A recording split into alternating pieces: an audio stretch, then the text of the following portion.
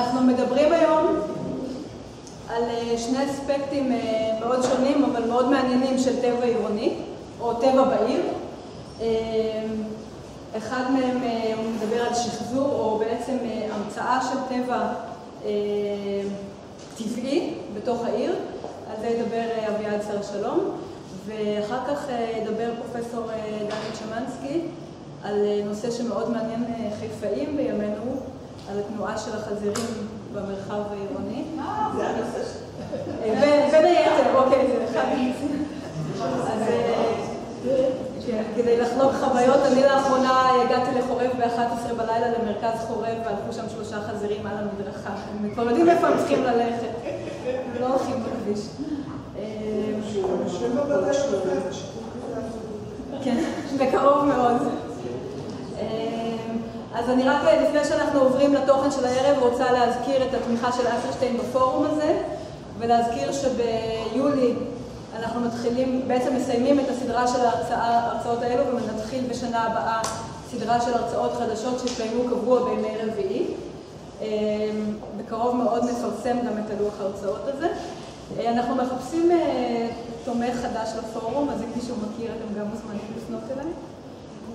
ורוצים להודות לאקרשטיין שעזרו לנו מאוד להריץ את השנה הזאת של האירועים.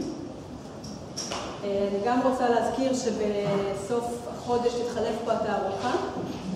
התערוכה שנמצאת עכשיו היא על עיר תעשייה והיא תישאר פה עד סוף החודש, ובתחילת יולי תבוא לפה תערוכה של יוסי קורי שנקראת אדמות אקולוגיות. תערוכה מאוד יפה מבחינת המוצגים שלה, מודלים ואפליקציות ומאוד אינטראקטיבית, אז מומלץ תהיה לבוא לראות את זה. אני מזמינה את אביעד להתחיל, וכמובן שלאחר שתי הרצאות יהיה זמן לשאלות ולדיון.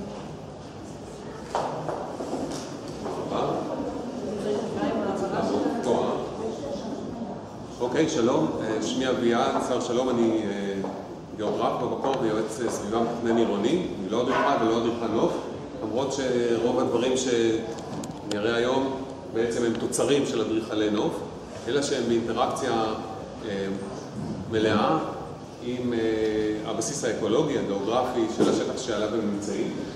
אני הייתי בשנתיים האחרונות בוונקובר, ובעצם הדוגמאות במקום להראות 10 דוגמאות בחטף, בחרתי להראות 2 דוגמאות לעומק.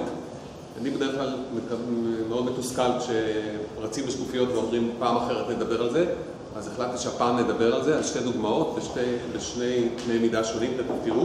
הם שתיהן מוונקובר, אבל יש דוגמאות רבות כאלה בכל העולם, גם בצפון אמריקה וגם באירופה. ואני מדבר על שחזור טבע, זאת אומרת, במקום שבו הטבע היה, נהרס, והוחזר באופן מלא, מוצלח, ואולי אפילו מוצלח מהמקור למקום שבו הוא היה. אני מניח שכולם היו בוונקובר, ומי שלא היה לו, אז לא מודה בזה. אז בכל אופן, זאת מין תמונה קצת ישנה של וונקובר, ולעשות איזו היכרות קצרה עם העיר המאוד מיוחדת הזאת. היא מאוד מיוחדת בצפון אמריקה, מכיוון שבניגוד לערים הצפון אמריקאיות הרגילות שהיו בספרוד ואחר כך התחילו להתכנס, וונקובר מעולם לא הייתה בספרוד. היא כבר מראש העיר הראשון של היהודי במאה ה-19 החליטה על הפארק הזה, שכולם מכירים אותו, סטנלי פארק. היא החליטה שהאוטוסטרדה הראשית של קנדה לא עוברת בתוך העיר אלא עוקפת אותה. היא החליטה שרק גשר אחד נכנס לעיר ויותר מהגשר הזה לא יבנו, ולא רק זה, כאשר שיפצו אותו לא הוסיפו לו מסלולים, וזה היה בשנת ה-70 של המאה הקודמת. זאת עיר שהתנהגה, לפי כל החוקים שאנחנו רוצים שעיר תתנהג היום, היא התנהגה כבר באמצע המאה הקודמת ככה, ולכן היא נראית ככה. העיר הזאת התפתחה בפולסים. אחד הפולסים המפורסמים הוא האקספו של 86, ועליו אני לא אדבר, אני אדבר על 2 דברים שקרו כתוצאה מהאולימפיאדה של 2010. אולימפיאדת משחקי החורף של 2010 היו בוונקובר, וונקובר הייתה צריכה לבנות כל מיני דברים. בהתאם למה שסיפרתי קודם, גם אתם מבינים שזה לא עיר שבונה פינים לבנים, זה לא עיר שתכניס אוטוסטרדה משדה התעופה למרכז העיר כמו ריו דה ז'נרו, אלא זה עיר שחושבת על עתידה.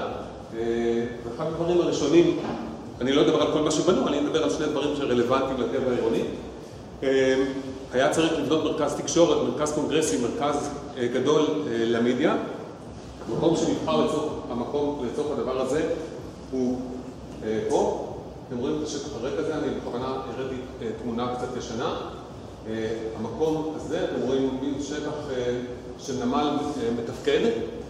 דרך אגב, כל הדבר הזה, מפה ועד ל5 קילומטר, לפה זה נמל. אתם רואים מסילת ברזל, יש פה אוניות, זה דבר חי, זה חזית עיר כלכלית חיה, זה לא עיר בונבוניירה. ככה זה נראה היום. תחזיר כדי לראות את ההבדל. זה המקום, זה מה שיש פה היום. זה מרכז העיר פשוט מזווית אחרת.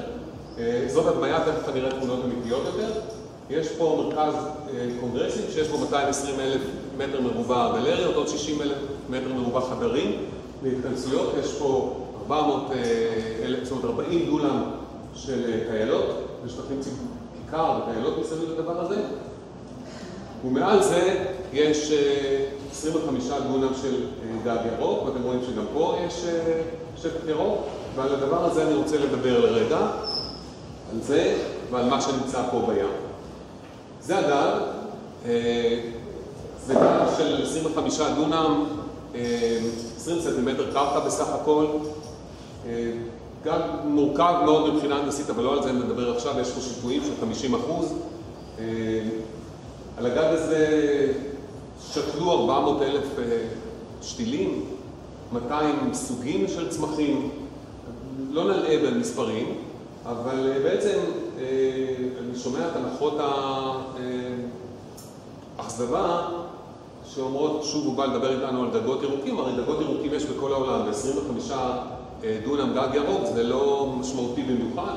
הנה כמה דוגמאות שחשפתי רק לכבוד הדבר הזה.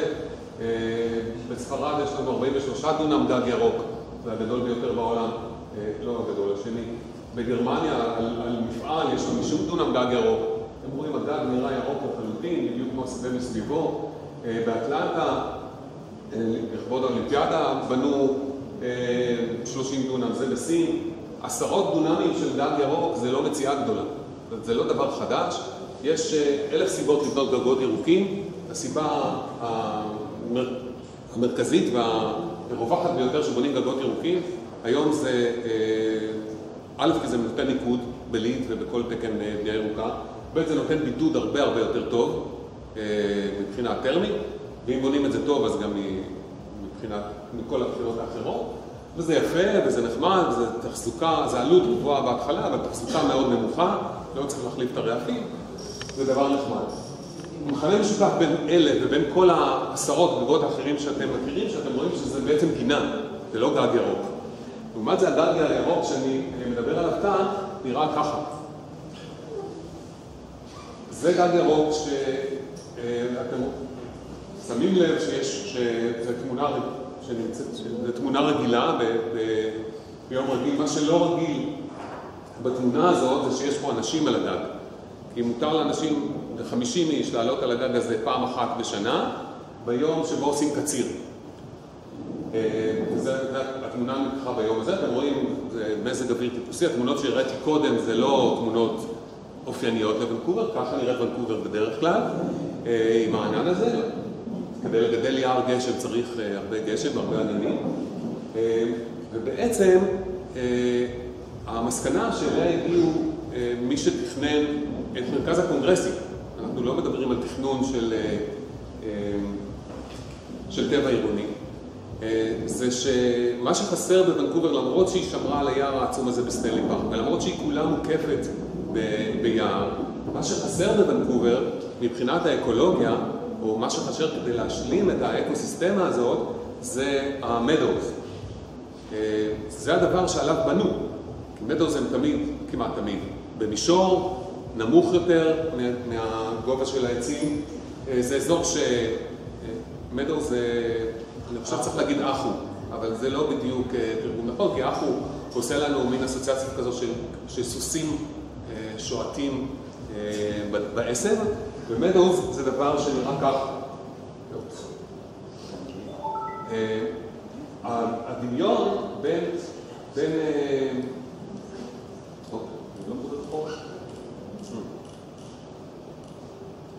דמיון בין זה לזה הוא לא מקרי, ומה שעשו פה זה בעצם אספו, כאמור, כ-200 סוגים של צמחים, שתלו אותם על אדמה שהורכבה בדיוק לפי המאפיינים של המדוז שהיה באזור ונקובר, ובעצם יצרו מסדרון אקולוגי. מסדרון אקולוגי הפעם לא לחזירים, לא לבעלי חיים גדולים, אלא לחרקים.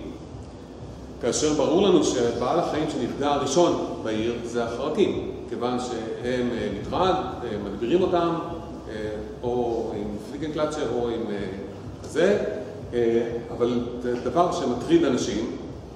אנחנו כולנו מכירים את העובדה שדבורות הדבש הם היום בעל חיים בסכנת הכחדה, כמה שזה נשמע אבסורדי, כתוצאה מעבודה מאוד אינטנסיבית של מונסנטו ואחרים. הדבורה הזאת שנראית כאילו הדבר, האח של הנמלה, הדבר שיש אותו במיליונים, הוא בסכנת הכחדה, ועוד כמובן זה רק מין דגל של כל אותם בעלי חיים שהם תלויי פרחים ותלויי מדוז. וכדי ליצור את אזור המחיה המתאים לדבורים ולחרקים שכמותם, של תלויי פרחים, כאשר ברור שאין שום מקום אחר בעיר שיכול לאכלס את הדבר הזה, מכיוון שכל השטחים הפתוחים בעיר הם בדרך כלל גני משחקים, פארקים, בקנדה זה משטחי דשא נרחבים של בייסבול ודברים מהסוג הזה. אנחנו צריכים שטח שאיננו נגיש לאנשים, אנחנו צריכים שיהיה במרכז העיר. הדבר היחיד, הסביר, המקום היחיד הסביר שזה יקרה זה על גגות. אז ככה נראה הגג הזה, הוא כולו לרווחתם של החרקים וביניהם גם דבורים. יש פה 240,000 דבורים שרואות בשטח הזה באופן קבוע. הן מייצרות 60 קילו דבש בסך הכל בשנה, והדבש הזה נמכר בקונגרסים האלה במחיר ראוי למיתוג. זה דבש מקומי שנוצר בתוך העיר על הגג. רק הכוורנים יכולים לעלות לשם כדי לרדות, כמו שאמרתי. והדבר הזה צריך לקצור אותו. למה צריך לקצור אותו? מכיוון שברור שהגג הזה לא יכול לשאת מסה אין קץ. הוא לא יכול לשאת עצים, הוא לא יכול לשאת התערמות גדולה מדי של חומר יבש, סכנה של שריפות ודברים מהסוג הזה. ולכן פעם בשנה קוצרים אותו. היום של הקציר הוא יום חגיגה, כאמור שאפשר לעלות, אבל הוא גם יום שבוחרים אותו באופן מדעי. כי עושים את הקציר אחרי שכל הפרחים גמרו לפרוח, להבשיל את הזרעים שלהם, אחרי שהכל כבר צנח אל הקרקע. אין שום זריעה, שום שתילה ושום תוספת לדבר הזה מעבר למה שעשו בהתחלה. תיקונים קטנים שהיה בהתחלה, אבל מעכשיו זה אקוסיסטמה פעילה. יש כמובן הרבה יותר צמחים עכשיו על הגג הזה, מה שהיו בעבר, והקציר לוקח בעצם את החומר היבש שממילא בעלי חיים רואים היו צריכים לאכול אותו, ומוריד אותו מהגג, אבל הזרעים וכל החומר הגנטי נשאר על הגג כדי לפרנס את השנה הבאה. זה נראה ככה, כאמור אין יכולת לעלות על הגג, אבל כשאתה נמצא בתוך אולמות התערוכה, אתה רואה את הגג הזה כמובן דרך כל חלון. אני לא עושה הרצאה שלמה על המרכז קונגרסים הזה, למרות שאני בטוח שאפשר להעביר חצי שעה על הדבר הזה, אבל אתם רואים שבתוך עיר מאוד צפופה, זו דוגמה יוצאת דופן מה נראה מהחלון הזה, עיר מאוד מאוד צפופה, יש 25 דונם, אתם יכולים לדמיין כמה עולה דונם קרקע במרכז ונקובר, שבעצם מוקדש לטבע, לחרקים. עכשיו, מכיוון שהרעיון זה ליצור מסדרון אקולוגי שיכול לחצות את העיר, אז זה לא מספיק. פה יש דוגמה לבת שלי שעומדת ליד הדבר הזה, שעשו ילדים בבית ספר שלה, הם קראו לזה אינסקט הוטל. זה מלון לחרקים. כמובן שהילדים לא עשו את זה לבד, זה הרעיון שלהם, יש sustainability department בעירייה שתומכת דברים כאלה, וזה סטודיו של סטודנטים לעיצוב שעוזרים לילדים. בקיצור, בסופו של דבר יצא מלון חרקים כזה, אתם רואים שיש כל מיני סוגים של בתי גידול, ובעצם הילדים והתושבים מבינים דרך הרגליים, הידיים וכל העשייה אחרת, שהחרקים זה חלק מהחיים בעיר. כמו שאני מקווה שחיפאים יבינו שחזירים זה חלק מהחיים בעיר. אני חוזר לתמונה שהראיתי קודם. אתם זוכרים שהדבר הקטן הזה, שהשטח שתופס מרכז הקונגרסים הוא הרבה יותר גדול מהשטח הפנוי שהיה במקום. וליצור 220,000 מטר מרובע גלריות ו-25 דונם גג, היה צריך לבנות מעל הים. ככה נראה היבשה, ואתם רואים את הקונטור של הבניין. עכשיו, יש הרבה ים בוונקובר, היא מוקפת מים מכל מיני כיוונים, אין בעיה לייבש את השטח הזה. אבל גם, אם אני מדבר על שחזור טבע, אז שחזור טבע במקום הזה, זה גם שחזור טבע של הים. התוכנית המלאה היא ליצור פה מרינה ושדה תעופה שקיים כבר למטוסי ים. אבל כאשר ייבשו את הים, או כאשר שמו גג מעל הים, כמו שעשו בגג מלמעלה, עשו ברגליים של המבנה הזה מלמטה. גם כאן יש מקום לשחזר טבע שנהרס. הוא נהרס ב-150 שנות פעילות של מסחר וימאות, ומה שעשו בעצם בדבר הזה, בקונטור הזה שאתם רואים פה, זה בנו את כל המגדל, את כל הבניין הזה על עמודים. אפשר לראות את התמונה הזאת עכשיו? תכף אני אראה תקריב שזה. בנו את כל המגדל הזה בעצם על עמודים, כאשר השוליים של המגדל הם בעצם שחזור של ריף. רואים את הדבר הזה? חלק גדול מהקונטור של הדבר הזה, כבר תמונה אמיתית, לא הדמיה כמו קודם. אתם רואים, זה שדה תעופה בים, פעיל, 5-10 טיסות בשעה. טיסות מסחריות, זה לא לעשירים בלבד, יש הרבה מאוד יישובים על לאורך החוף ליד וונקובר, שזאת דרך הגישה הכי סבירה אליהם במטוס ים. 30% מהדבר הזה בנוי מעל הים. זה בעצם טבע עירוני. מה זה הדבר הזה? זה המרכז, זה הקרקע הטבעית, זה העמודים שתומכים אותו כדי ליצור את השטח הגדול, ופה בעצם יוצרים ריף מלאכותי. ואיך אתה יוצר ריף מלאכותי?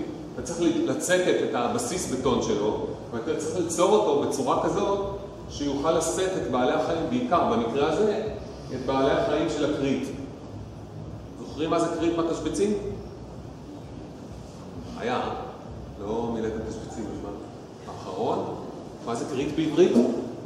טוב, זה לא מפתיע שאתם לא יודעים, כי אין את זה בארץ. קרית זה האזור שבין הגאות והשפל. האזור שלעיתים הוא מוצף ולעיתים הוא יבש, וזה האזור הכי חי בים. מכיוון שיש בו אפשרות להרבה סוגים של בעלי חיים, גם כאלה שהם ימיים, גם כאלה שהם... ובעצם זה אזור המרווח בין הלואו-טייד וההיי-טייד, 4.5 מטר האלה, שתכננו אותם אקולוגים, ואמרו בזה, באפס הזה, אנחנו נשים את בעלי החיים האלה, יש פה רשימה, אם אתם רוצים שנקרא לכם, איזה בלוטים, איזה צדפות, איזה זה, ניטה אותם פה, איזה ניטה פה, איזה ניטה פה, ועד לפה, המקום שמוצף פעם בירח מלא, פעם בחודש. הדבר הזה בוצע באופן מפתיע. אתם רואים פה קבלן שרגיל לבנות מלונות מזחים בים, והוא בונה בעצם פוד קורט קוראים לזה. כל מי שהולך פה למעלה, יש פה שלטים, לדבר הזה הוונקוברייטס קוראים פוד קורט, בגלל שזה חצר אוכל של ציפורי הים. ולשם הן באות כדי לאכול, לשם הן באות כדי לבצע כל פעילות שהם היו מבצעים על חוף הים לפני שוונקובר נבנתה שם. אז זה בזמן הבנייה, ככה זה נראה היום, אתם רואים שזה קצת דומה לתכנון. ככה נראים המים, מלוכלכים, זה טוב, זה אומר שהם לא מים צלולים ונקיים, אלא מים שיש בהם הרבה חיים. זה צילומים מתחת המים, תראו את המדרון הזה, כמה שהוא חי בתוך המים. ועכשיו, למרות שזה אדריכלי נוף, אז נראה שבעצם אפשר לדבר על זה בהנדסה. התרשים ההנדסי הזה, שכחתי לציין, אולי זה לא ממש רלוונטי, שאני נסעתי לוונקובר כדי ללמוד בנייה ירוקה, והתרשים הזה בא מחברה של מהנדסים, שנקראת אינטגרל, והיתרון הגדול של אינטגרל זה שהם עושים אינטגרציה בין טכנולוגיות שונות ובין הטכנולוגיות לאדריכלות, והייתי יכול להראות לכם הרבה מבנים חיים שחברת אינטגרל שכתבה לאחרונה ספר שתכף אני אראה לכם אותו, שכותרתו The Engineer as an Artist, שזה כאילו קצת זה. ובעצם מה שאתם רואים פה זה את הגג הירוק הזה, שיש לו מרזבים, ולפני שהמים, הגשם שזורם מהגג הירוק לים, הוא עובר איזושהי פילטרציה ביולוגית, כמו שהיה בטבע קודם. מי השתייה שנכנסים, המים שנאספים מהמרזבים האלה, אלה רק העודפים, המים שנאספים מהמרזבים עוברים טיהור יחד עם כל מי השירותים, והם עולים למעלה להשקיה של הדבר הזה בימים שאין גשם כדי להחזיק את זה ירוק. כל המערכת הזאת גם מדברת עם המים בהחלפת חום. זאת אומרת, אתם יודעים שלים יש טמפרטורה קבועה, אז שואבים מהים קור בקיץ, שואבים מהים חום בחורף. ואתם רואים פה את שתי המערכות האלה, ובעצם מה שהמערכת של הבניין הזה עושה, זה מחקה את הטבע. אם אתם מהנדסים תסתכלו על זה, אם אתם אדריכלים או אקולוגים תסתכלו על זה, אבל זה אותו דבר בדיוק. זה בעצם גג שעליו יש חרקים וציפורים וכל דבר אחר. כאן חיים אנשים, מתחת לאנשים באזור הקרית חיים בעלי חיים של הים, וכל המערכת הזאת ממשיכה לתפקד באופן סירקולטיבי, כמו שכל דבר בטבע מתפקד אך ורק באופן סירקולטיבי, ואם הוא ליניארי, אז דינו ודיננו תליה בעצם. כיוון שזמני קצר, אני רוצה לקפוץ למקום אחר בעיר, אנחנו היינו קודם פה, באזור הזה, ועכשיו אני רוצה לעבור לאזור הזה. גם האזור הזה, שהוא לחוף של מה שנקרא פולס קריק. פולס קריק זה בעצם ים, אבל בגלל שקפטן ונקובר פעם חשב שזה קריק, אז קוראים לזה פולס קריק, כאילו הקריק המזויף. זה אזור כזה שהיה במספנות, נראה ככה בעבר, וגם הוא ב-2010 היה הזדמנות, מכיוון שהיה צריך לבנות הרבה דברים לאולימפיאדה, וכאן החליטו, לא בדיוק על התמונה הזו, אבל על הדבר הזה החליטו לבנות את הכפר האולימפי. ככה נראה הכפר האולימפי היום.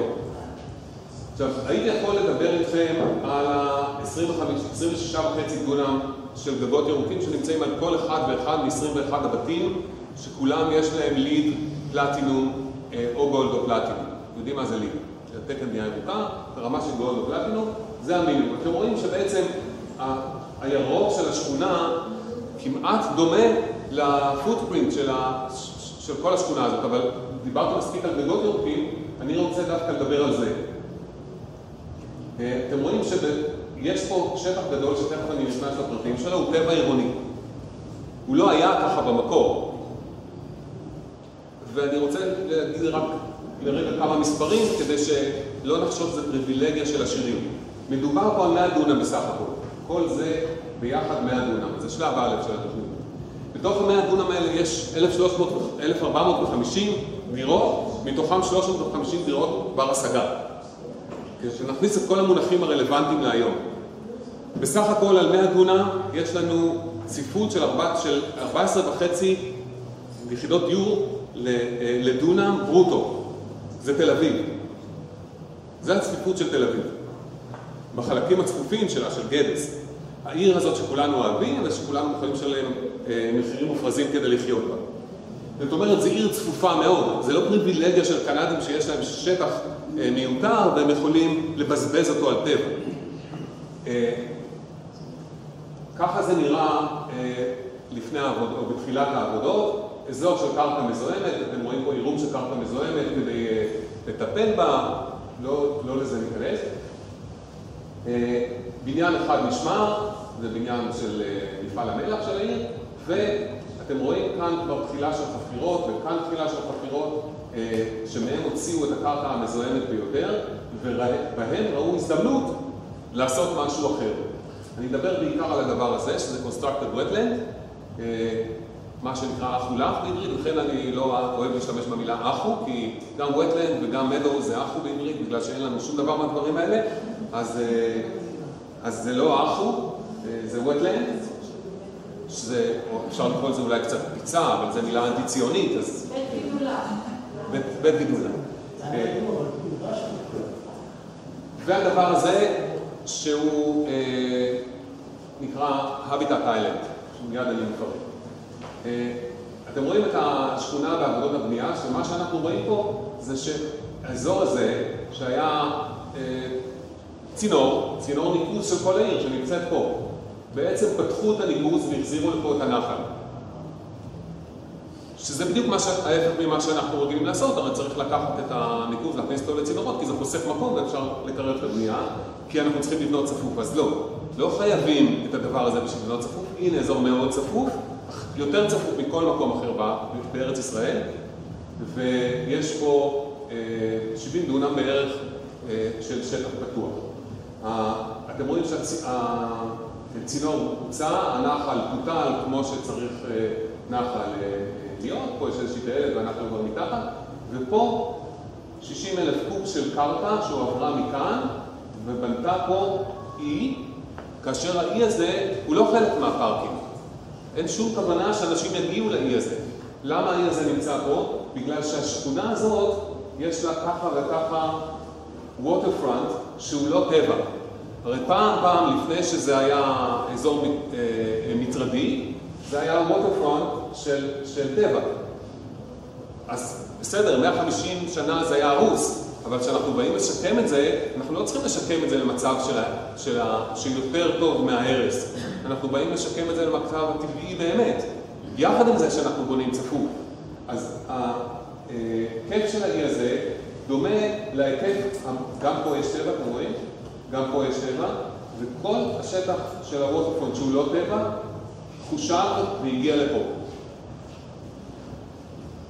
הדבר הזה גם הוא בנוי על הגאות והשתל, לא ניכנס לפרטים, הכניסו לפה עשרות מינים של צמחים, ככה שהרעיון, ויצאו פה מין מפרץ כזה, בעצם השפך של הנחל החדש הזה לתוך הים, שאתם יודעים שהמפגש בין ים ונחל הוא אחד המקומות הכי חיים בעולם האקוואטי, ויצרו פה מפרץ שהוא מתאים להטלות, מתאים לחיים של גאות ושפל, ומתאים לדברים אחרים, לא ניכנס לדבר הזה. שמו פה אי שמתאים לכינונים, כי אנשים לא ייכנסו אליו, אז ציפורים יכולות לקנן עליו, וככה זה נראה היום. זה הווטלנד, שאנחנו רואים מהשכונה לכיוון הים, פה יש ים, וזה כבר הצד השני, זה מין תמונה כזאת בקרב, זה כבר הצד השני של הפולספיד כזה. עכשיו, אתה אומר לעצמך, זה הרי לא כל כך הגיוני שבצמוד, נגיד, בכיכר רבין יהיה כזה דבר. 30 דונם של טבע ממש, שהוא מתנהל בממשק אקולוגי לחלוטין, לא כמו הבריכה האקולוגית בכיכר רבין. כאן טבע צריך לחיות ממש. דגים צריכים לעלות מהים, להיכנס פנימה, להטיל, לרדת חזרה.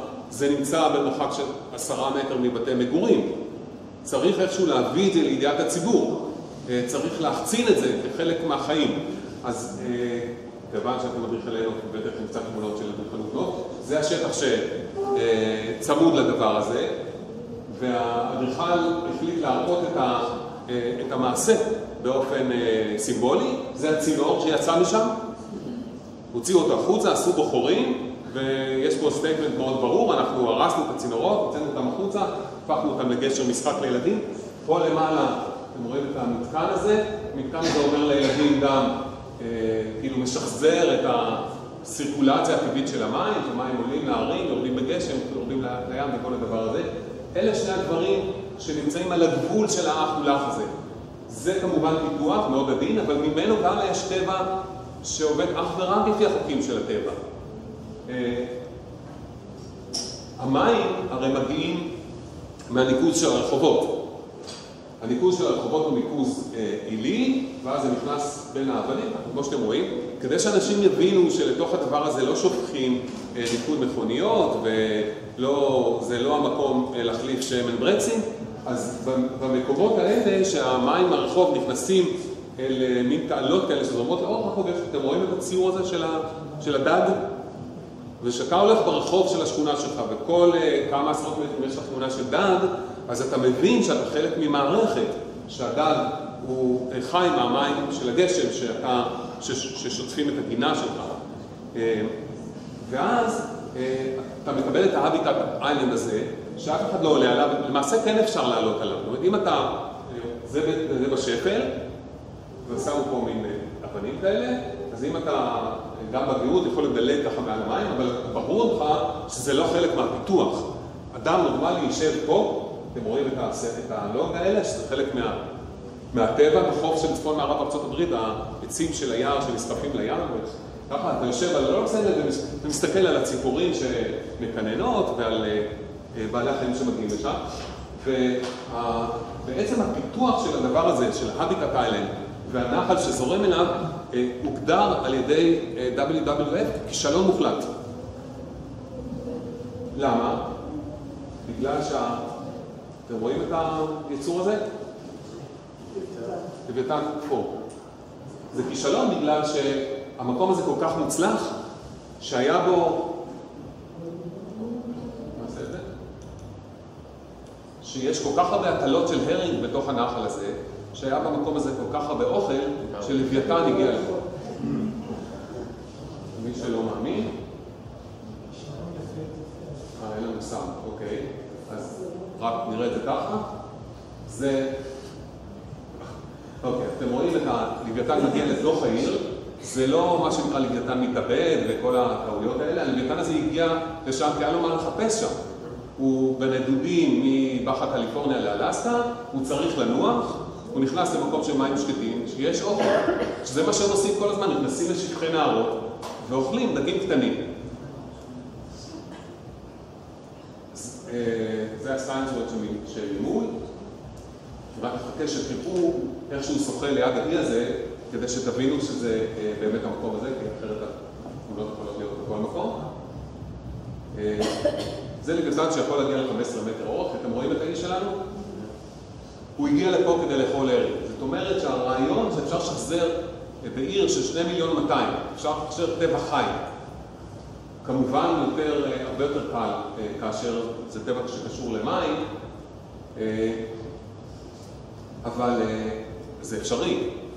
זה אפשרי וזה מלבד. עכשיו, אני רוצה להדגיש ולומר שאי אפשר לשחזר טבע רק בתור יצירת אדריכלות נוף אקולוגית מורמת מעם. אחרת זה לא עובד, העם לא רוצה את זה. זה הכיכר המרכזית של האולימפיק ויליג' שנקראת סאות' איסט קריק היום. מישהו מזהה את הציפור? צריך. זה לא קשור. זה דרור. דרור הוא הבית הפשוט. למה הוא כזה גדול? בגלל שהוא מכת טבע. דרור הבית שלנו הוא מין פולש בצפון אמריקה. הוא הכחיד כמעט לחלוטין את הדבר הזה שהוא אבולוציה קונברגנטית. זה לא אותה משפחה, אבל זה אותה נישה אקולוגית. ובעצם הדרור הזה שהגיע עם האוניות בעצם דחק לחלוטין את הדרור. ומה שהאומן רצה לעשות בכיכר המרכזית של השכונה הזאת זה להטריע. תראו מה קורה שציפור כזאת קטנה, ניפחנו אותה בעצם, איפה הפרופורציה שלה, נהיית מפחידה כזאת. זה חלק, שילדים משחקים בכיכר הזאת ושואלים את ההורים שלהם למה הציפור הקטנה הזאת היא כל כך גדולה, מקבלים איזה הסבר, אז החיים שלך בתוך העיר ליד הטבע לא נראים משהו של מחבקי עצים, אלא נראים חלק מהחיים הנורמליים. החיים הנורמליים, אני לא אכנס לפרטים עכשיו כי הזמן נגמר, אבל השכונה הזאת היא שכונה שקיבלה, אחת השכונות הראשונות שקיבלה ליד לשכונות, ליד Neighborhood Development, שזה הדבר שאני למדתי בוונקובר, והסמכתי למיטב ידיעתי הישראלי היחיד שיש לו הסמכה לשכונות ירוקות. אני אתן לכם רק דוגמה אחת, כדי שתבינו שכונות ירוקות זה לא עסק לעשירים. הבניין הזה הוא אחד הבניינים, הכיכר שראינו קודם מפה, זה הבית הזה שהוא הפך להיות בית לשימור. זה דיור ציבורי לקשישים. הדבר הזה לא צורך אנרגיה, זה זירו אנרגי. ונקובר זה קצת יותר מאתגר לא לצרוך אנרגיה מה שפה, ובבית קשישים עוד יותר, מכיוון שהם כל היום בבית, והם רוצים טמפרטורה קבועה. אין לזה צריכת אנרגיה. יש איזה ייצור, אני לא אכנס לפרטים, ואיך עושים את זה? עושים את זה בין השאר על ידי עודף ייצור של הדבר הזה, הכנסה של עודף ייצור ביום, לתוך מה? זה קולטי שמש, זה לא פוטו-וולטאי. בקנדה הקרה. מכניסים את זה לתוך מרכז אנרגיה שכונתי, מתקזזים, המרכז האנרגיה השכונתי יש לו עוד מקורות אנרגיה, למשל אחד המקורות האנרגיה המעניינים שיש לו זה הביוב. הביוב שלנו זה מים חמים, נכון? אפשר לשאוב את החום מהמים, לא חייבים להשליך אותם ככה למתקן הטיפול. אפשר לשאוב את החום, הדבר הזה פועל כמערכת סגורה, בעניין הזה שבו יש 70 נדמה לי יחידות דיור לקשישים, לא צורך אנרגיה. זה נט זירו. תכף אני אדבר על השאיפה שלנו האמיתית שהיא לא נט זירו, היא נט פלוס. אבל בגדול השכונה הזאת קיבלה את זה ראש העיר, קבל את החתיך, נכון? קבל את התואר של LEED. אני לא אכנס לפרטים, אלא בגלל הזמן שבורח לנו. מה שהתקן הזה אומר זה איפה אתה בונה, איך אתה בונה ואיך אתה ממתן את ההשפעות הסביבתיות שלך. זה לא כל כך מעניין, אחרי שראינו תמונות כל כך יפות, אבל רציתי להראות לכם שאחד הקרדיט שאתם מקבלים בסך הכל נקודה אחת בתוך ה-LEED הזה זה שיקום בתי גידול לדירים או גופי מים. ומה הקרדיט הזה אומר? שזה בעצם, הקרדיט הזה קיבלו על זה.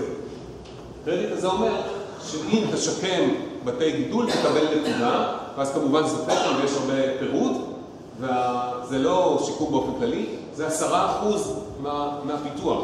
עכשיו, כשאנחנו עובדים היום על התקן הישראלי לשכונות ירוקות במועצה לבנייה ירוקה, אז יש משרד השיכון אומר שיש הקצאה מוגזמת לשטחים פתוחים, וכמו שצריך לצמצם את ההקצאה לשטחים בנויים, לשטחים לבנייני ציבור, צריך גם לצמצם את ההקצאה לשטחי ציבור פתוחים, כי יש לנו אובר בדבר הזה. כמובן בלי שום בדיקה. עם אמירה שעיר צפופה לא יכולה להרשות לעצמה 5 מטר מרובע לנפש שטח פתוח. ולמרות שאנחנו נמצאים בתוך המועצה הישראלית לבנייה ירוקה, במשרד השיכון עם האג'נדה המקיימת שלו, הדבר הזה של 10% משטח הפיתוח תקצה לאי פיתוח, לא לאי פיתוח, לשחזור טבע, ותקבל לזה בסך הכל נקודה אחת מתוך 70 שהשכונה הזאת קיבלה כדי לקבל את הליד. את הדבר הזה בינתיים קשה לנו להעביר, או בעצם כנראה שזה לא יקרה. אבל זה שקשה לנו פה זה לא אומר שהעולם לא מתקדם למקום אחר. הדבר הבא שקורה, שעליו נדבר אולי עוד 3 שנים, זה Living Future Challenge, שאולי שמעתם עליו, זה תקן בנייה ירוקה שהוא לא, אתם יודעים איך קוראים לתקן הישראלי לבנייה ירוקה? הוא נקרא בניינים שהשפעתם על הסביבה מופחתת. זה בעצם, בואו תעשה פחות נזק לסביבה. Living Future Challenge אומר, אנחנו רוצים שבניין שאנחנו נציב בעולם הזה, אחרי הצבת הבניין, מצב העולם יהיה טוב יותר. בחברה, בכלכלה ובסביבה, לא באחד מהם. זה כמובן מאתגר. זאת אומרת שאם שמת את הבניין הזה על כדור הארץ, הבניין ייצר יותר אנרגיה ממה שהוא צורך. הוא ייצר יותר מים ממה שהוא צורך, והוא ישים שטח אקולוגי, ל-ecological footprint, על פני כדור הארץ יותר מהפוטפרינט שלו. זאת אומרת, אם אני בונה בניין של דונם, אני צריך שיהיה מקום בשטח של דונם בעולם, שהוא כתוצאה מבניית הבניין הזה יוקדש לשמירת טבע. התקן הזה הוא כמובן יומרני ביותר, נמצאים בו מיטב האדריכלים והאקולוגים והמהנדסים של העולם כדי, הוא רוצה להגיע לאלפית מהבנייה, וברגע שאלפית מהבנייה תהיה כמוהו, הוא ירים את הרף. כי זאת הכוונה, זה לא הכוונה שכולם יהיו כאלה. אני רק אתן לכם את הסעיף המקביל, בתקן שכונות ירוקות של Living Building Challenge, שנקרא Living Community, אז זה נקרא Habitat Exchange. זאת אומרת, התקן הזה, בניגוד לתקן ההוא שהוא מלא מילים, התקן הזה הוא כזה קצר. אתה רוצה לקבל את התקן? אין בעיה, זה לא לאסוף נקודות, תעשה א', ב', ג', ד'. אחד הדברים, תכריז על שטח של שמורת טבע, תקנה שטח אחר במקום אחר, לשמורת טבע, זה יכול להיות בגואטמלה, בגודל של השטח שפיתחת. לא קנית, אין תקן. זה לא סחר מחר כמו בתקן בנייה ירוקה רגיל, וזה דבר מאוד מאתגר, וזה קורה. זה קורה גם בצפון אמריקה הקפיטליסטית, וזה קורה גם עכשיו אפילו בסין. אז כדי לא לצאת בתחושה קשה, אני מביא לך תמונה מתל אביב. עיר צפופה, עיר שבכל זאת הרימה איזה דגל, זה בית ספר חדש, נקרא, קוראים לו? תיכונית. בית ספר תיכון, תיכונית, בגלל שהוא דיגיטלי, בלי מחברות, כל התל אביבית הזה. זה שטח משערי שליד הבית ספר, בית ספר פה, אתם רואים שזה עזובה בחרבה, ניקוז ושפחי בנייה, שקצת סמכו עליהם כל מיני מינים פולשים. זה מלפני 3 חודשים. זה שיקום של בריכת חורף שנעשה על ידי עמית שלכם, ליאב שלם, שהוא גם אדריכל נוף וגם אקולוג, שני תארים מכובדים ביחד. זה בדיוק זה.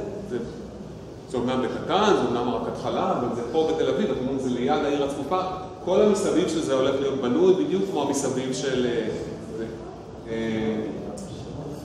ליאב שלם. אשמח לתת את הטלפון שלו תכף.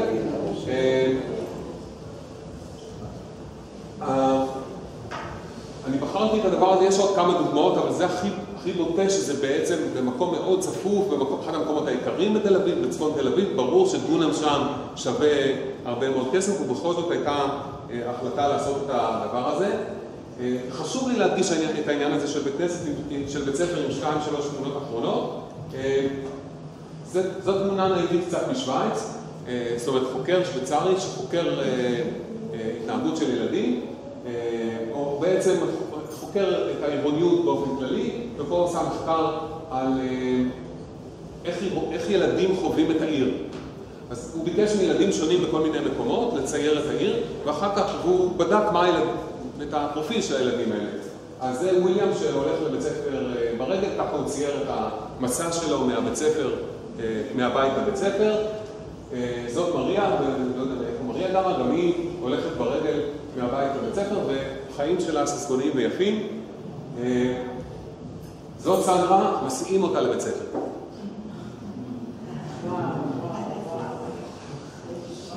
וזה יותר קשה. תמונה אחת, 1,000 מילים? לא צריך יותר מזה? לא.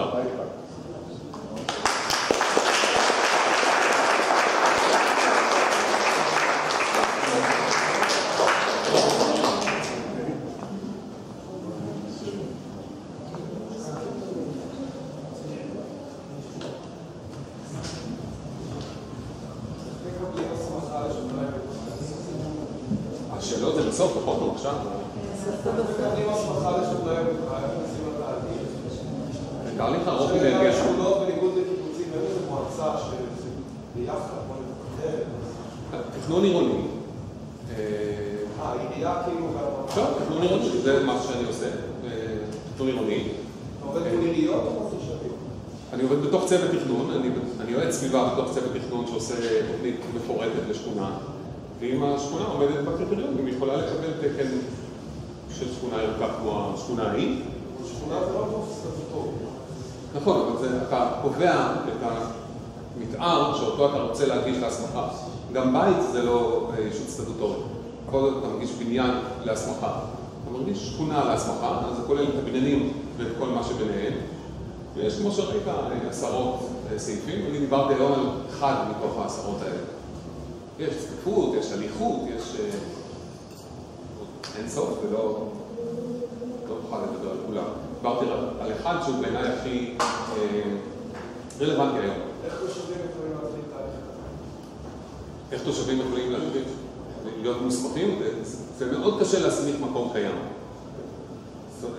זה או מקום שהוא עובר urban renewal כזה, שיש הרבה תוספת בנייה, התחדשות של תשתיות, או שכונה חדשה.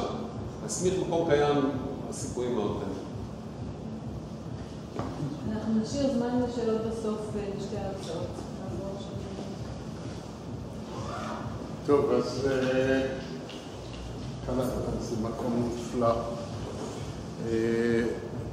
כידוע לרובכם, אני לא אדריכל.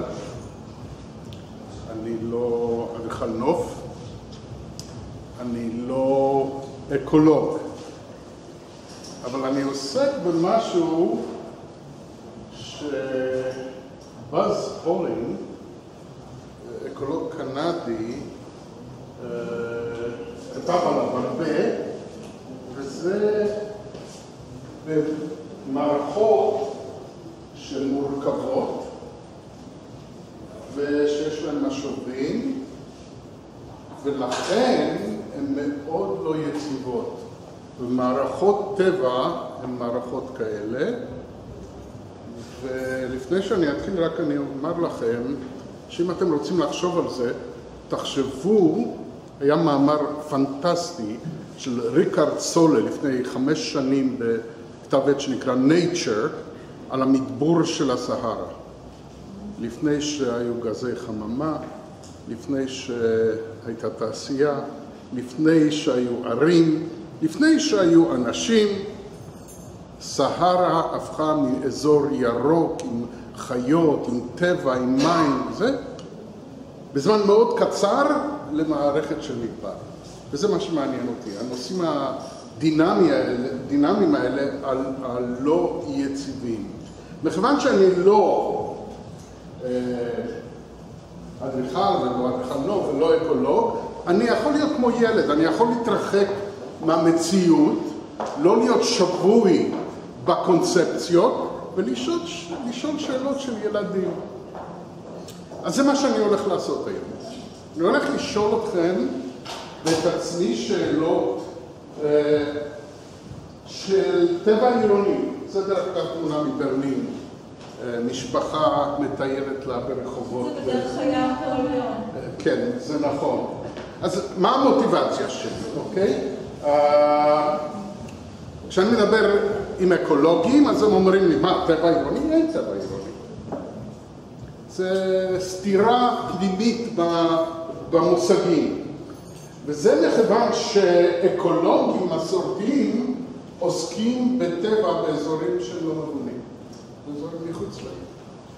וכמובן אורבניסטים, אנשים שעוסקים בערים, הם עוסקים בצד השני, בערים, בהתפתחות של העיר כמערכת של אנשים.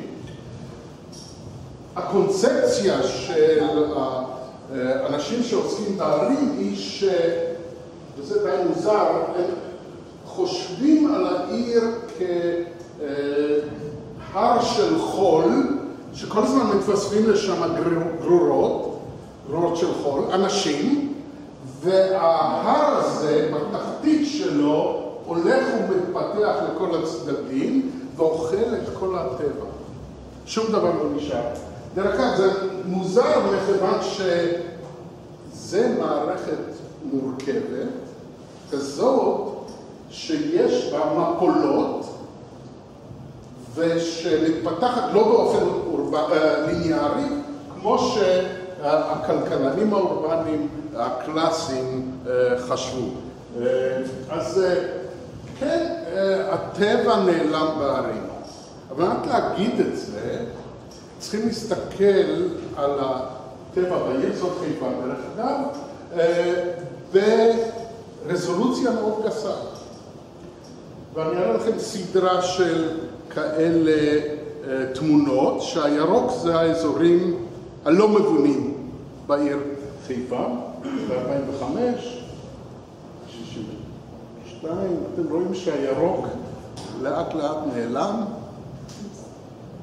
הוא באמת נעלם, ועל מנת להראות את זה בצורה אחרת, כאן יש לי ספירה של הכתמים הירוקים, וכאן יש לי את הקשרים. זו מערכת שהיא נטוורק, היא רשת של שטחים פתוחים. אתם יכולים לראות, הדוקטורנטית שלי, מרינה, ציירה את זה יפה בצד ימני למטה, שהמערכת של שטחים פתוחים בחיפה, ברזולוציה גסה, בעצם מתפוררת. אבל זה לא בדיוק נכון. אז אנחנו בנינו את הרשתות האלה על פני זמן, וניסינו לבחון מה קורה כשמוצאים איזשהו קטן מתוך המערכת, האם הרשת מתפוררת. כלומר שיש כתמים, אבל הם לא קשורים אחד לשני. זה מאוד מעניין שכשמוציאים כתמים מסוימים, כמעט כלום לא קורה לרשת. כשמוציאים כתמים אחרים, אני מזכיר לכם, ברזולוציה מאוד גסה, אז הרשת יכולה להתפורר. אבל, אוקיי, אז אם הרשת מתפוררת, כמו שתיעדנו, מה קורה פה? יש חיות בחיפה. ועל מנת להתמודד עם זה, זו השאלה שלי כילד. משהו לא בסדר. אם הטבע נעלם בחיפה, אז איך זה שיש חיות בחיפה? להסביר את זה, קודם כל היינו צריכים לתאר, אז בקבוצת המחקר שלנו זה אקולוג, באוניברסיטת תל אביב, דן מרטינסון, פיזרנו 80 מצלמות ברחבי העיר, על מנת לתאר. יש טבע או אין טבע? ותופתעו שיש המון טבע, והטבע הזה חי בשעות היום באזורים הירוקים, של שורות טיפוסיות של חיפה, ובלילה החיות נכנסות לתוך העיר, מחפשות אוכל, מוצאות אוכל ויוצאות, וכנראה כשהן עושות את החישובים הכלכליים של עלות תועלת, כדאי לכם. ותראו, יש כאן כל מיני חיות. זה מה שאנחנו תפסנו. אבל טן, צבוע בתוך העיר, חזיר בר, גם תפסנו סוחרי סמים, דרך אגב. מה? אז חיה מסוכנת. כן. אז קיימת האנומליה, וזה בעצם מה הביא אותי למחקר הזה. קיימת אנומליה. זה שכיחויות של חיות שאנחנו תפסנו במשך תקופה של שנתיים בתוך העיר במקומות שונים, וחתול בית הוא לא כל כך שכיח, יש דברים יותר שכיחים. אז הקמנו קבוצת מחקר שזה אקולוג מתמטי, אקולוג שטח, ארכיטקטים, ואפילו התחלתי לערוך סדרת ספרים של שפרינגר, שסדרת הספרים הזאת נקראת Cities and Nature, כבר יצא ספר אחד, ספר שני בדרך לפרסום.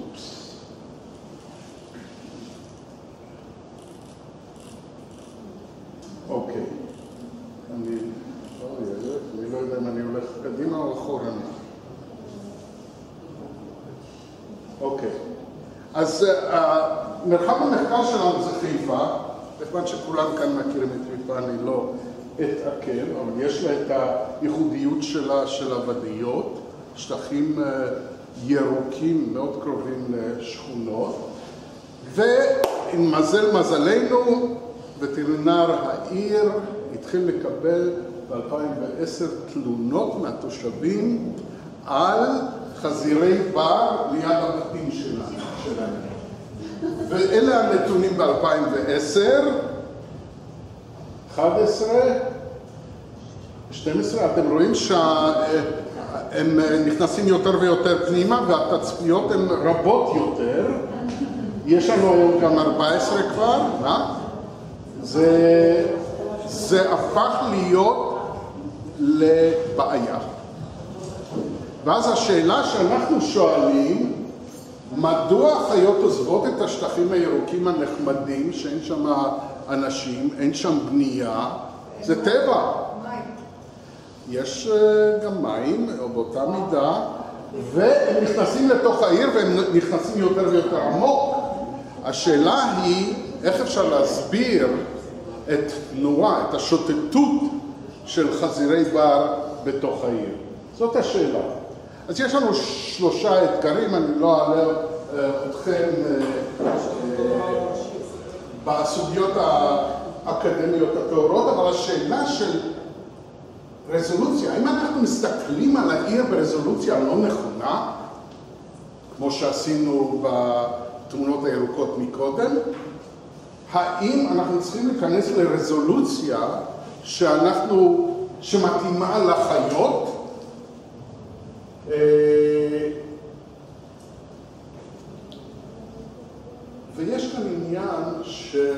כל מיני פידבקים, כל מיני משובים שיכולים להסביר את התנועה של חיות הבר. אוקיי, אז הדיון הציבורי בטבע בעיר הוא ברזולוציה של שימושי קרקע. כלומר, יש מגרש, זה למגורים, אז כולו הוא למגורים. למרות שאתם הרי ארכיטקטים רובכם, אז אתם יודעים שיש קו בניין, יש בחזית לכיוון הרחוב, יש אחורנית, יש בין בניינים, יש מעברים.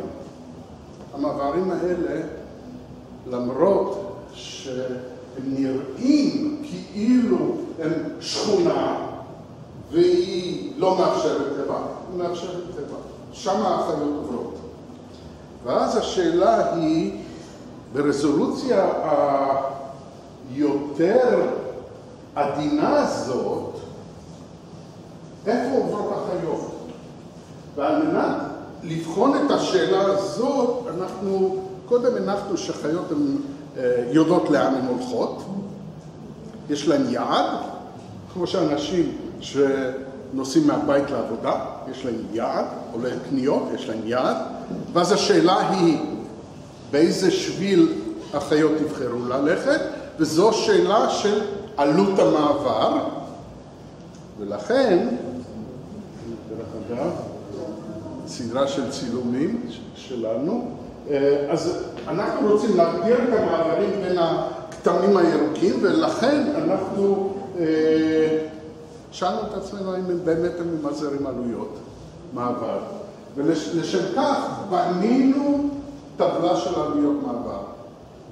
יחד עם האקולוגים, הקולגות שלנו, על בסיס של מחקרים רבים, שטחים מסוימים, מבחינת שיפוע, מבחינת תכסית, הם עלות נמוכה, מקומות אחרים שיש שיפוע יותר גבוה. דרך אגב, חזירי בר יכולים לקפוץ מעל לגדר עד ל1.5 מטר. לא ידעתי. אז יש עלויות מעבר יותר גבוהות, לעבור כביש הם מסוגלים, זה עלות יותר גבוהה, איפה שיש צפיפות בין בניינים זה עלות יותר גבוהה. זאת אומרת, יש תיאוריה שלמה לגבי עלויות מעבר. אנחנו בנינו בחיפה טופוגרפיה של עלויות מעבר, והתחלנו לחפש באמצעות סימולציה ממוחשבת איפה העלויות הנמוכות יותר, במיקומים שונים, במורפולוגיה עירונית שונה, ולקחנו מדגמים של מקומות, ואז בדקנו סטטיסטית את התוצאות מול מה שעשינו סימולציה, וראינו שלא כך הוא הדבר. החזירים הם לא כמו אנשים שמחפשים ללכת לקניות, והם לא ממזערים עלויות. יש יותר מזה, יש עוד סיפור שמסתתר. ולשם כך, כלומר, השאלה היא איך הם בוחרים בין כל האפשרויות ללכת מאזור 2, שזה אזור טבעי, לתוך השכונה. איך הם בוחרים בין השבילים השונים שעומדים לפניהם, כאשר כאן כולם באותה עלות. אז מצאנו דרך אגב ששכיחות של נוכחות של חזירי בר היא פונקציה יורדת של המרחקים בין הכתמים הירוקים האלה, שזה מתקבל על הדעת. ואז הצענו תיאוריה. תיאוריה שאנחנו בדקנו אותה באמצעות מודל סימולציה, והיא אומרת שבעצם החזירים מחפשים אוכל, והאוכל הוא בפחי אשפה. דרך אגב, לא רחוק מוונקובר, כשעולים להרים, אז בעיירות אין פחי אשפה כמו אצלנו.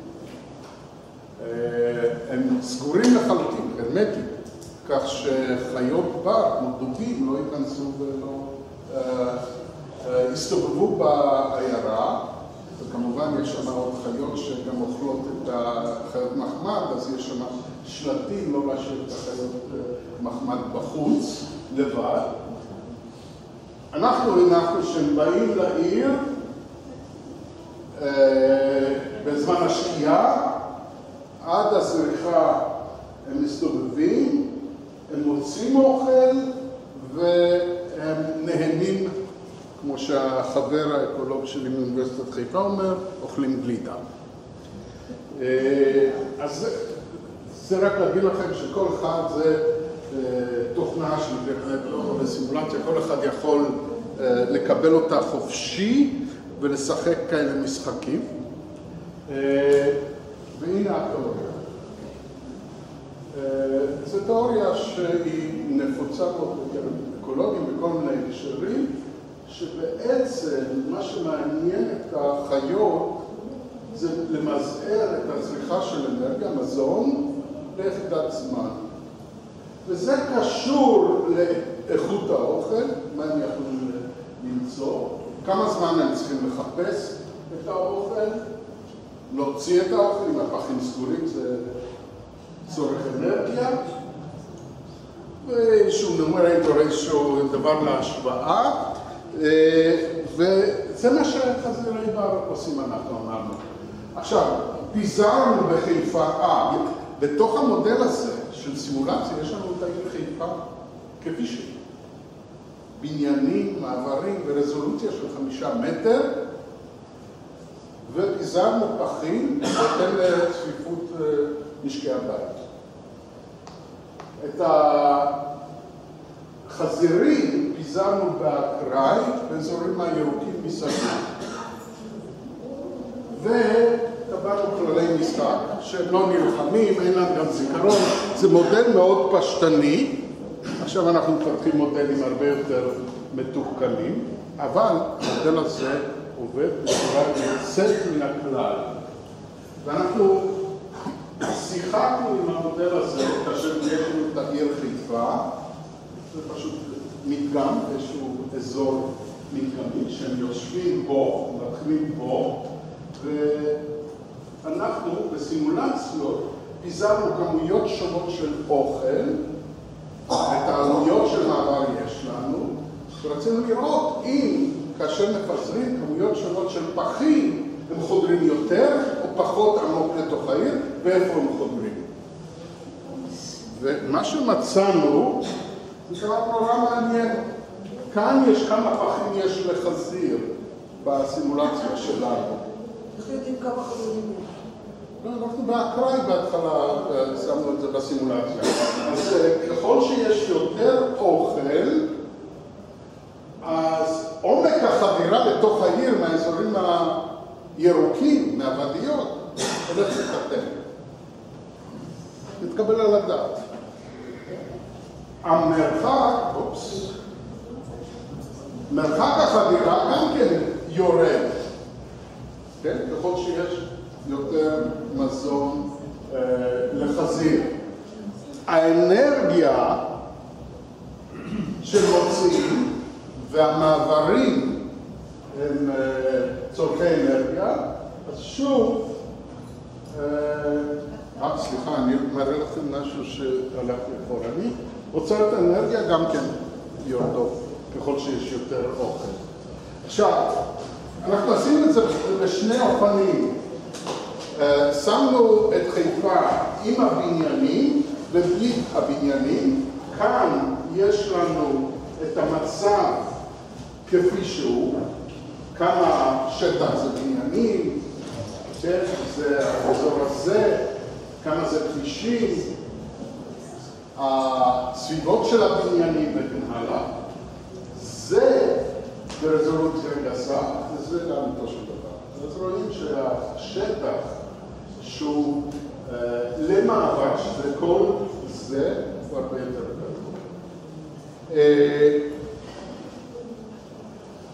אוקיי, עכשיו אני רק אסיים בכך שאני אשאל אתכם מה לעשות. זה מטרד, זה פוסטר שהסתובב כאן בעיר לפני כמה חודשים, והרעיון של של העירייה היה שאנחנו מאכילים אותם. אז אל תאכילו אותם. העירייה תוציא פחי אשפה שנסגרים. זה העיר היחידה בעולם שמתנגדת לזה שאנשים יעשו קומפוסט. זה לא פעם. אני רוצה להגיד לכם שלא רק ברוקיס, ההשפעה, לא רק ברוקיס ההשפעה היא סגורה ולא נגישה לחיות, באמסטרדם, בשכונות, כמו שכונות כאן על הכרמל, כל הפחים הם מתחת לקרקע, כל הפחים הם מתחת לקרקע, כך שחיות, חתולים כאלה דברים, לא יכולים לגשת אליהם. באות מכוניות בחוץ, מוציאות את הדבר הזה, שופכות את זה ומחזירות את זה, והדלת נסגרת הרמטית. אבל זו דרך אחת, יש דרך אחרת, וזו שאלה מאוד משמעותית. אוקיי? אז יש טבע בעיר, אפשר לצמצם אותה. למשל, אפשר להקטין את הרישות של השטחים הפתוחים. אפשר להקטין את השטחים, להרחיב את קו הבניין, כן? כך שהמרחקים בין בניינים יהיו קטנים יותר, למשל. זה עושים, כמה 38. אפשר לעשות, כמו בערים כמו יוהנסבורג, גדרות כאלה שלא רואים בכלל מה יש בפנים, כן? 2 מטר או משהו כזה. יש כל מיני רעיונות שאפשר להעלות על הדעת איך להתמודד עם המטרד של חזירי בר. אבל כמובן כשפוגעים בסוג אחד של חיה, פוגעים בסוג אחר של חיה גם כן, ובעצם כל המערכת הזאת, שהיא מערכת מורכבת, עם משובים לא ליניאריים, יכולה להתמוטט. ולכן, זו לא שאלה שאפשר לענות עליה בלי להתעמק בסוגיות איך המערכות האלה מבחינה דינמית עובדות. תודה רבה.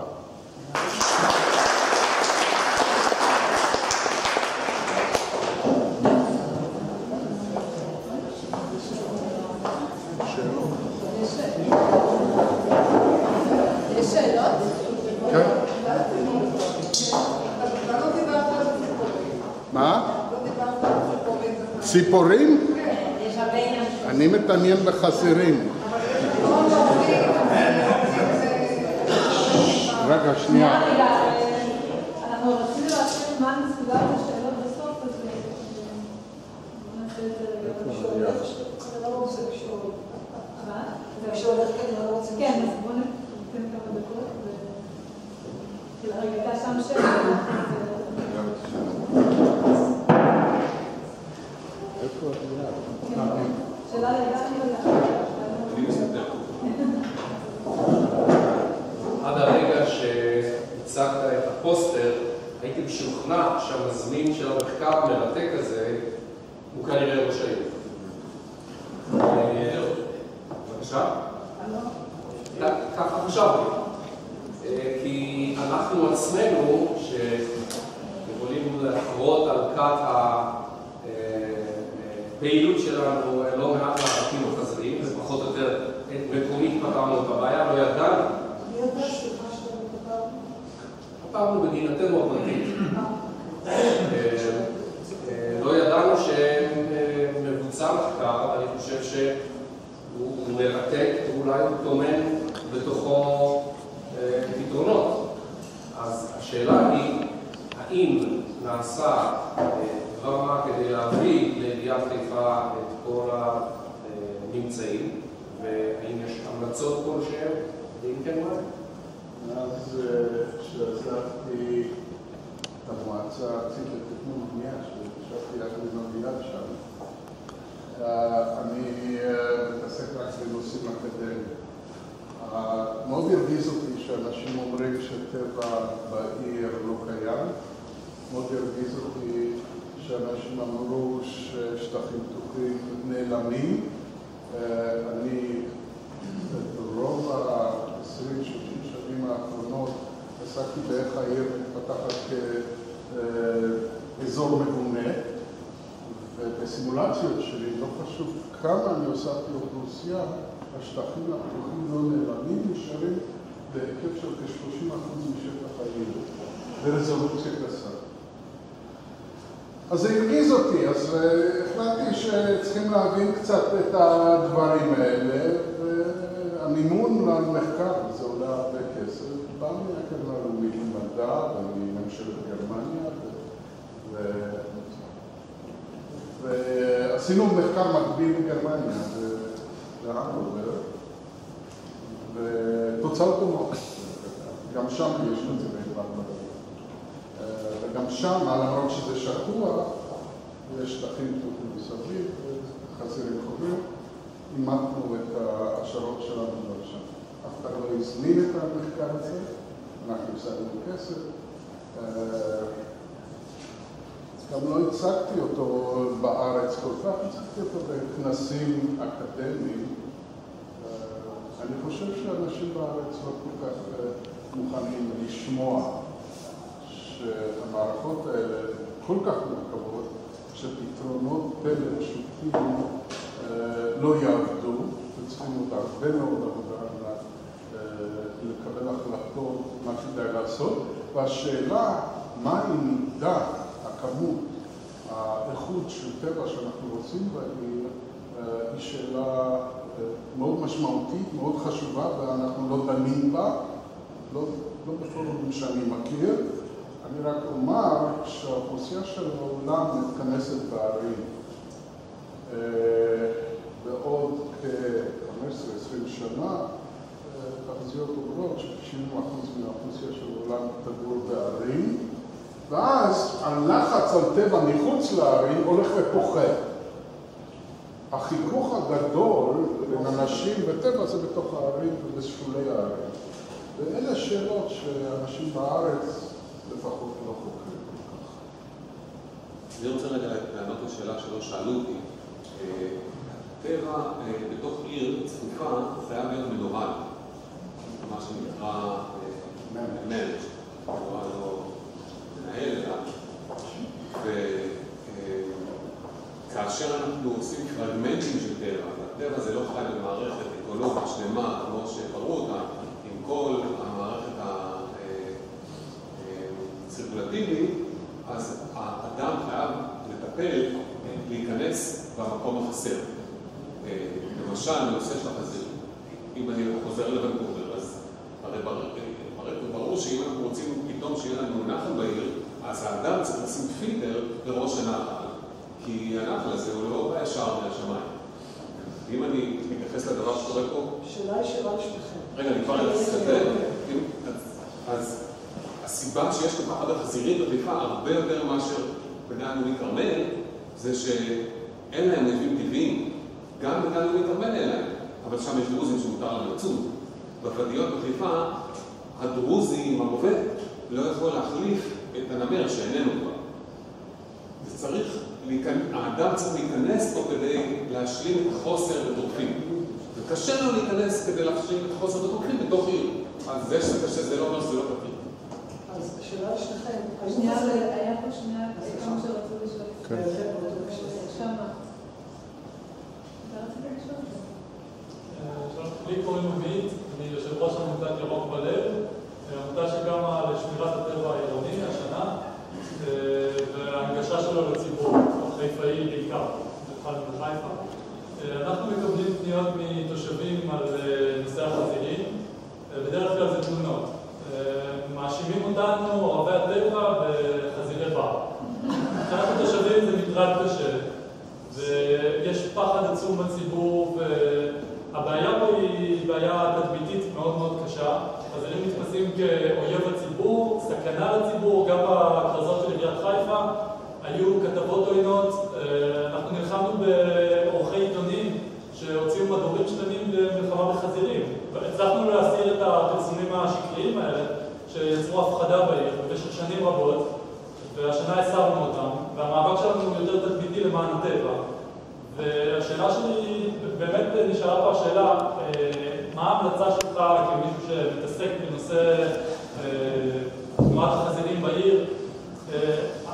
איך אפשר למנוע את החיכוכים האלה במודל שלך אין ציידים, ועיריית חיפה שולחת ציידים, וזה ידוע, הווטרינר העירוני מוציא אישורי ציד, על כל דיווח כזה שהיה נקודה של דיווח, שלחו גם צייד שיירה בהם. זה אישורים ריקים. אנחנו שומעים את העיריות בלילות, יש עיריות, צדים אותם. הווטרינר העירוני שולח... שליה, ממש לא. צדים את החזירים. אחד, שניים, אבל יש 1,000. אז ההצעה שלכם לחבר את החזירים על הציבור. המודל גם הראה את התנועה של חזירים בשטח העירוני, הוא לא הראה בעצם את הגידול אוכלוסין של חזירים, כי כמו שאני לא יודע אם נעשה מחקר שבאמת מראה האם יש יותר חזירים בצורה משמעותית, או שפשוט שטחי המחיה הצטמצמו משמעותית והם חודדים יותר בתוך העיר. אז השאלה היא מה ההמלצה שלך כמישהו שמתמחה יותר, איך למנוע את החיכוך יותר מאשר איך למנוע את החזירים. אני קודם כל רוצה להגיד לך שאנחנו יודעים כל כך מעט על הטבע בעיר, ולכן דוקטור שווינגר ביקשו לערוך סדרת ספרים בנושא הזה, וזה לא מתקדם מהר, אבל שלא יודעים, יש מעט מאוד מחקרים. יש בטכניון, באדריכלות אקולוג, אסף שוורץ, ששמעתי אותו מרצה על התייחסות של אנשים לטבע בעיר, לא חזירי בר, ציפורים בפארקים. ומדהים שאנשים גם כן לא אוהבים, פוחדים, אני לא יודע מה המילה הנכונה, נמנעים ממגע קרוב עם טבע שהוא הרבה פחות מאיים כביכול על אנשים. אנחנו לא מוכנים לתת המלצות מה לעשות, למעט שחלק הגדול מהפחד זה מחוסר ידיעה. זו בעיה של חינוך. זה תמיד מחוסר סליחה, ידיעה. עכשיו אני רוצה שנייה... כן, אני גם... כן, אני רציתי לשאול אותך, בבקשה. אביעד, כן? שתי שאלות. שאלה ראשונה, מה מגדלים על הגגות האלה? כל הגגות האלה, מה אופי הגידולים עליהם? זה חקלאי, והדבר שני, האם יש גם איזו גישה של לעשות לא רק על גגות, אלא גם מטפסים לאורך הבתים?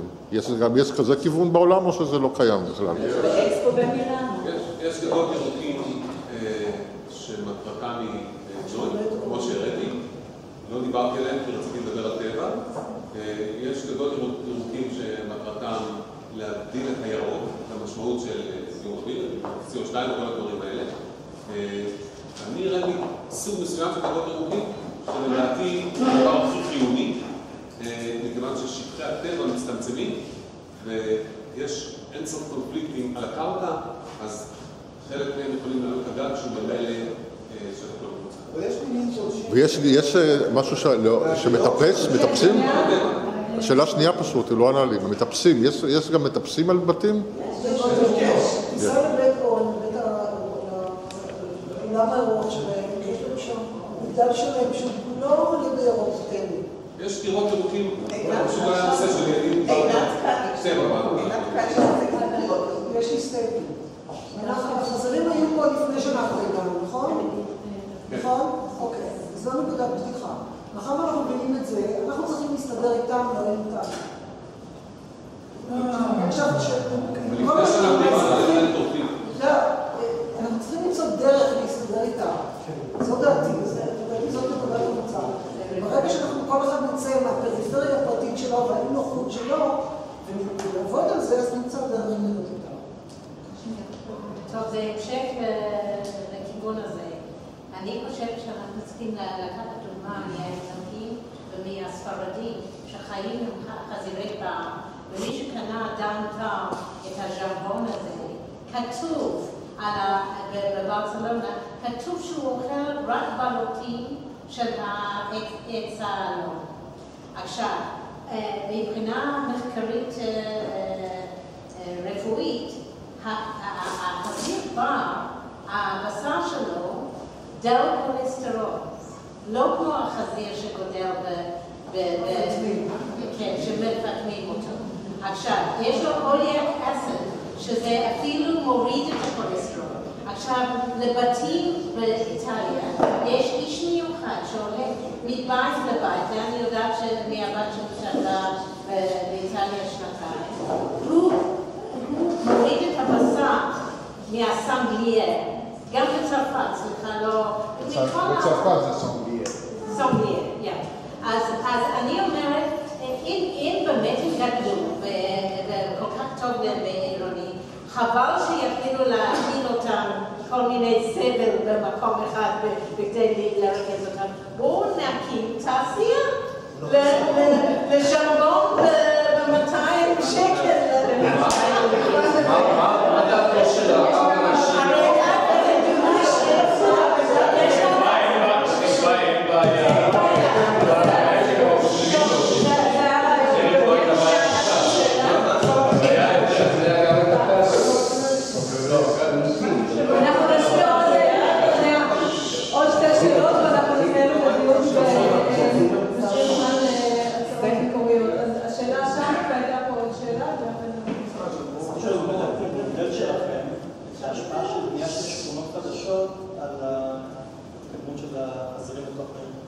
לא עשינו, זה מודל של טווח זמן קצר. כלומר, יש לנו את העיר, יש לנו את המורפולוגיה שלה, יש את הבניינים, וכל מה שאנחנו יכולים לעשות זה לשנות קצת בשוליים את השטחים הפתוחים על ידי הקטנה, הרחבה וכן הלאה.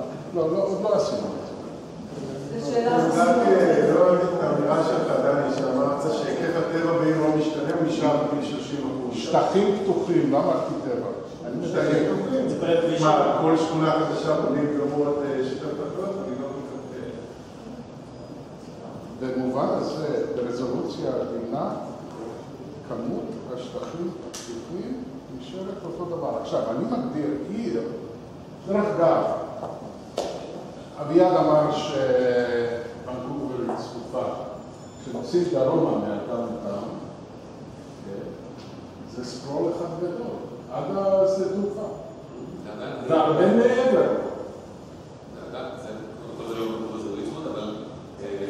אז זה בדיוק הנקודה. מכיוון שכשאני חושב על עיר, אני לא חושב על תל אביב. אני חושב על כל לצבור המטרופולין השני בצפון אמריקה. אז אני לא מתייחס לחיפה, אני מתייחס לכל אוקיי. ושאלה, ראית במחקר שכן יש כניסה יותר עמוקה כזה לעבר לשכונות, נכון? זה משהו שאתה לא הצלחת לצלול להסבר, למשל הצמצום בשטח מחיה שלהם, זה לא... אני חושב שמה שבאמת קורה, שמתרבים, כלומר כמות חזירים מתרבה, כי אף אחד לא צד אותה. נכון. זה אבל האזור הבנוי שאנחנו התייחסנו אליו הוא הישן, לא השכונות הנוספות, לכן הכמות של אוכל לחזיר בר יורדת, ולכן הוא יותר. וכנראה זה נכון בחיפה, זה נכון. בכל מקום שאדם מגיע, אפשר הרבה מחקרים על זה, מכחיד את היורקים הגדולים, ותמיד יש כמה מינים בודדים שמשגשגים. כמו הקנגורו באוסטרליה, שהוא אחד מאלפי מינים שהוכחדו כשאדם מגיע להתנגע. יכול להיות שזה אותו סיפור. נכון, עכשיו אתה תגיד לי שיש חיות שהן טבע ויש חיות שהן פולשים, הם לא טבע. יש מינים שנקראים מינים מתפרצים. כאשר האוכלוסייה כולה בעקה, אז יש מינים שיודעים להסתגל לעקה יותר בקלות. למשל הקנגורו באוסטרליה, למשל החזיר במזרח התיכון. חזיר בר באוסטרליה. זה מכה. ורקונים בצפון אמריקה. זה חיות מהטבע שיש להן אינטליגנציה להבין שאם אזור מחיה שלהם מצטמצם, אפשר לפגוש לאזור מחיה של מישהו אחר. בהיעדר מישהו שיטרוף אותה. כי החזיר הוא מאוד מוגן בתוך העיר. כמו שהרקון מאוד מוגן בוונקובר. אף אחד, אין טורפים שטורפים רקונים בתוך העיר